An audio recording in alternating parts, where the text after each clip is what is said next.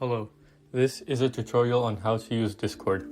First, you're going to want to download Discord from their website, discord.com, and install it on your device. If you don't want to install Discord, you can also use Discord on the browser. You're going to have to register with an email and create an account to be able to use the client. If this is your first time logging in order to start your first server, you're going to want to click on the green plus button. Here you can create a server or join an existing one. When creating a server, you can include a picture for the icon and give the server a name. Once the server is created, on the right side, you can see the members, and on the left, you can see the text and voice channels. The plus button allows you to create new voice and text channels. When you first create a server, in the center, it's going to show you options such as inviting your friends. To do so, the server is going to generate a link that you can copy and send to people. To manage your server, you're going to want to click on the top left hand where it shows the name and click on the option that says server settings.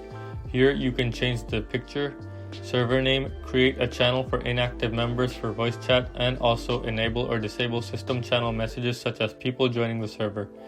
You can change whether new members get notified for every message or only when they are mentioned.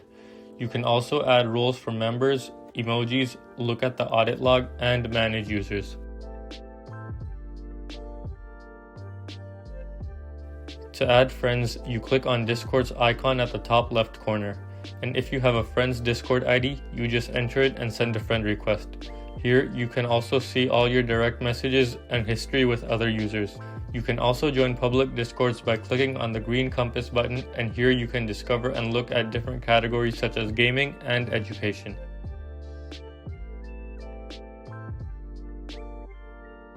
To customize your Discord settings, on the button left to your icon are a mic, headphone, and a cog button.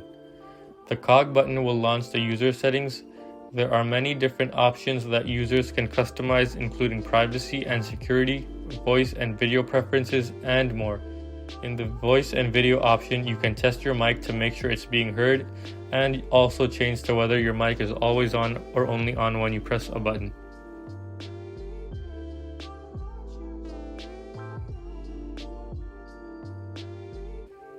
If you want to have Discord on the go, you can download the app from the App Store or Google Play Store.